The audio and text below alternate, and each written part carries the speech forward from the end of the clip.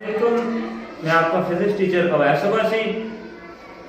हमने physics first year शुरू की जिसमें चैप्टर नंबर 1 मेजरमेंट्स हमने स्टार्ट किया। आज उसका पहला लेक्चर है। टॉपिक नंबर 1 है इंट्रोडक्शन टू फिजिक्स। हम फिजिक्स को जानेंगे, फिजिक्स कहाँ से आई, क्यों हमारे लिए ज़रूरी है, हम फिजिक्स क्यों पढ़ते हैं, हमारी ज़िंदगी में इसका हमसे क्या लेना देना है। दूसरी चीज़ों के साथ जितनी हमने रिसर्च की है, जितनी चीज़ें पढ़ी हैं, फिजिक्स हमें क्यों अहम है हमारे लिए और इसकी हमें क्यों ज़रूरत पड़ी, ये सारी चीज़ें जितने क्वेश्चन हैं इनको आज हम इस लेक्चर में क्लियर करेंगे। चैप्टर नंबर 1 है मेजरमेंट और जो आपके पास टॉपिक है वो है इंट्रोडक्शन टू फिजिक्स, यानी फिजिक्स का क्या तारुफ है। तो मैं जरा फिजिक्स के तारुफ को जानने के लिए जरूरी है कि हम जरा उस हिस्ट्री में जाएंगे। यहाँ से इंसान ने बाकायदा से नेचर का मुताला करना शुरू किया, नेचर की स्टडी करनी शुरू की। तो जब अल्लाह ने इस कुदरत को बनाया, इस कायनात को बनाया, इस यूनिवर्स को बनाया, तो इंसानों के इर्द गिर्द चांद, पहाड़, तारे, सूरज ऐसी चीजें बनाई। इंसान ने सोचा, इंसान ने गौर व फिक्र किया कि ये चीजें हमारे लिए क्यों जरूरी हैं। पहाड़ हमारे साथ इनका क्या ताल्लुक, पौधों का, जो दरिया बह रहे हैं, जितने चांद तारे, सूरज से रोशनी कैसे निकल रही है, जितनी लाइट पहुंच रही है, किस तरह आ रही है, चांद क्या काम कर रहे हैं, सारी यूनिवर्स को, इस कायनात को इंसान ने जानने की कोशिश की, इसका मुताला किया, इसको समझने की कोशिश की, गौर व फिक्र किया, कायनात की हर चीज को पढ़ना शुरू किया। इंसान को जरूरत पड़ी, जैसे जैसे रेवोल्यूशन आया, इनकलाब आते गए, इंसान ने आगे बढ़ते गए, आबादी बढ़ी, इंसान ने सोचना शुरू किया, ऐसे ऐसे आपकी रिसर्च साइंस बढ़ती गई, साइंस बढ़ते बढ़ते साथ साथ आपकी जरूरियात बढ़ी, तो इंसान ने उन जरूरियात को पूरा करने के लिए नई चीजें लेकर आए, गाड़ियां आई, फास्ट मूविंग, आपके पास एरोप्लेन आए, आहिस्ता आहिस्ता बहुत सारी चीजें लेकर आई। ये किस तरह आई, आज हम जिस सेंचुरी में खड़े हैं, 20वीं सेंचुरी में जितनी चीजें हम तक आई, ये किस तरह आई। तो इसका बाकायदा से आवाज ये है कि इंसान ने जब इस कुदरत का मुताला शुरू किया, इस नेचर को पढ़ना शुरू किया, इंसान ने नॉलेज लेना शुरू किया, बहुत सारा नॉलेज इकट्ठा अपने पास किया, तो इंसान ने किताब बनाई, उसको नाम दे दिया कि कुदरत का मुताला, यानी इधर फोकस कीजिएगा, नेचुरल फिलॉसफी। नेचुरल फिलॉसफी का नाम दे दिया। नेचुरल फिलॉसफी का मतलब कुदरत का क्या फलसफा है। ये उस दौर से शुरू किया। जब आप पीछे जाते हैं तो जो पहले लोग थे वो साइंसदान नहीं उनको कहा जाता था, उन्हें कहा जाता था आपके पास फिलॉसफर, जैसे अरस्तु हैं, सुकरात, इन्हें कहा जाता है जी ग्रेट फिलॉसफर। वो फिलॉसफर थे, उस वक्त साइंस का कोई नामो निशान नहीं था, आपने साइंस को नहीं लाए थे। आप जब उसका मुताला करते थे तो आप कहते थे नेचुरल फिलॉसफी, यानी स्टडी ऑफ नेचर, कुदरत का मुताला करना क्या कहलाता है आपके पास, नेचुरल फिलॉसफी। उसके बाद आपके पास जब इल्म ज्यादा हुआ, नॉलेज ज्यादा हुआ, चीजें बहुत ज्यादा इकट्ठी हो गई, आपने इसको नेचुरल फिलॉसफी को डिवाइड किया 2 हिस्सों में। आपके पास साइंस आ गई। पहले साइंस में आपने 2 हिस्से इसके बना दिए, एक का नाम दे दिया आपने बायोलॉजिकल साइंसेज और दूसरे को नाम दे दिया फिजिकल साइंसेज। आइए जरा हम इनको 1 बाय 1 डिस्कस करते हैं। हमारे पास बायोलॉजिकल साइंसेज के, हम बायोलॉजिकल साइंसों में किन चीजों का मुताला करते हैं और जो फिजिकल साइंसेज हैं उनमें हम किन चीजों की स्टडी करते हैं। तो बायोलॉजी को बाखूबी आप पढ़ चुके हैं। बायोलॉजिकल साइंसेज में हम मुताला करते हैं ऑल लिविंग थिंग्स का, जितनी जानदार चीजें हैं, जिसमें इंसान के बॉडी के जितने पार्ट्स हैं, जानवर हैं, पौधे हैं, जितनी लिविंग चीजें आ जाती हैं वो सारी हम बायोलॉजिकल साइंसेज में मुताला करते हैं, जिसमें हमने एक बुक बनाई, biology, botany, zoology. In biological sciences we study about living thing. हम बायोलॉजिकल साइंसेज में स्टडी करते हैं ऑल लिविंग थिंग, यानी जो जानदार चीजें, जिसमें इंसान भी आते हैं, जानवर भी आते हैं, पौधे भी आते हैं, और इन चीजों का आपस में क्या ताल्लुक है, जानवरों का इंसानों के साथ, पौधों के इंसानों के साथ, पौधों का जानवरों के साथ, इन सारी चीजों को हमने किस में रखा, बायोलॉजिकल साइंसेज में। अब जो दूसरा पार्ट नेचुरल फिलॉसफी का हमने बनाया उसे हम कहते हैं physical sciences. In physical sciences we study about non living thing. हम फिजिकल साइंसेज में मुताला करेंगे सारी नॉन लिविंग थिंग का, जिसमें हमारे पास केमिस्ट्री आती है, केमिस्ट्री में हम केमिकल का मुताला करते हैं, एस्ट्रोनॉमी आती है, जियोलॉजी आती है जिसमें हम अर्थ का मुताला करते हैं, फिजिक्स आती है, फिजिक्स भी इसमें आ जाती है जो आपके पास फिजिकल साइंसेज में। फिजिकल साइंसेज से अब हम पार्ट उठा रहे हैं फिजिक्स का।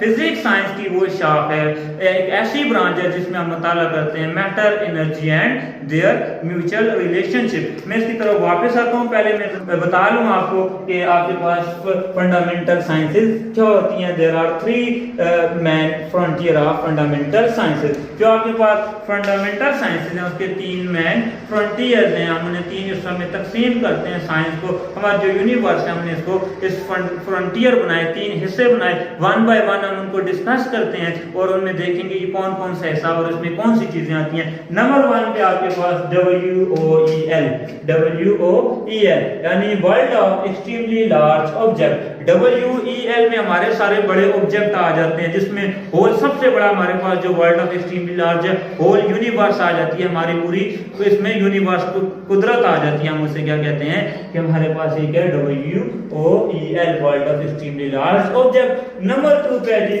World of extremely small object, सबसे छोटे, और सबसे छोटे हमें पता है जो पार्टिकल्स में इलेक्ट्रॉन, प्रोटॉन, न्यूट्रॉन, फोटॉन, ये सब किस में आ जाएंगे, world of extremely small size object, सबसे छोटे साइज जिनमें इलेक्ट्रॉन, प्रोटॉन, न्यूट्रॉन।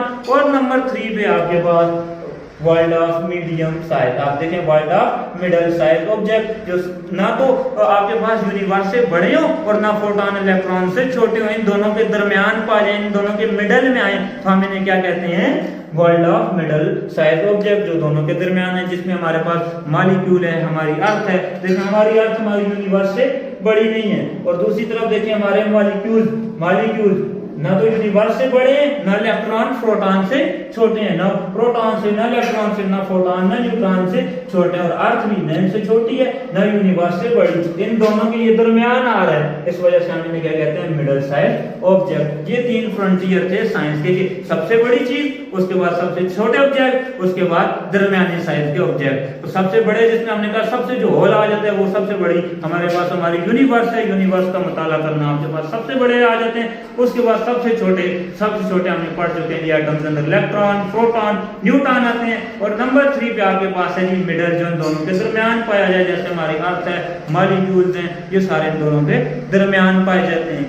अब मैं दोबारा आता हूं फिजिक्स की डेफिनेशन की तरफ। फिजिक्स की डेफिनेशन क्या है, physics is the branch of science that deal with the study of matter, energy and their mutual relationship. 1 by 1 इन 3 लफ्जों को खोलेंगे, ये क्या होते हैं, matter, energy and mutual relationship. यानी फिजिक्स साइंस की वो शाख है जिसमें हम मुताला करते हैं मैटर यानी मादा, एनर्जी तवानाई, एंड देयर म्यूचुअल रिलेशनशिप, मादा और एनर्जी का आपस में क्या ताल्लुक है, ये हम पढ़ते हैं फिजिक्स के अंदर। फिर आइए, branch of science which deal with the study of matter, energy and their mutual relationship is called physics. Physics science की वो शाख है जिसमें मुताला करते हैं किसका, मैटर। अब मैटर क्या है, हर वो चीज जो वजन रखती हो और जगह घेरती हो, हम उसे क्या कहते हैं, मैटर कहते हैं।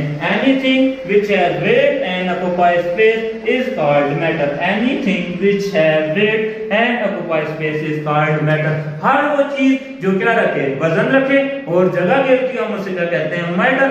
आगे मैटर की स्टेट्स हैं, जिनमें से हम 4 स्टेट है मैटर की। पहली आपके पास सॉलिड, हर वो चीज जो सख्त हो, जो इजीली ब्रेक डाउन ना हो, हम उसे आराम से तोड़ ना सकें, वो क्या होता है, मैटर होता है। जैसे ये मेरे हाथ में एक मार्कर पकड़ा हुआ, ये क्या है, मैटर है। दूसरी आपके पास आती है लिक्विड, हर वो चीज जो इजीली फ्लो कर जाए, एक जगह से दूसरी जगह तक बह जाए, जैसे हमारे पास मिल्क है, उसके बाद आपके पास ऑयल है, ये सारी चीजें किस में आ जाती हैं, आपके पास लिक्विड में आ जाती हैं। तीसरी आपके पास कौन सी है, गैसेस, जिसमें air, oxygen, carbon dioxide, nitrogen, ये सारी क्या आपके पास गैसेस। और चौथी आपके पास जो है वो प्लाज्मा है, that exist at the sun.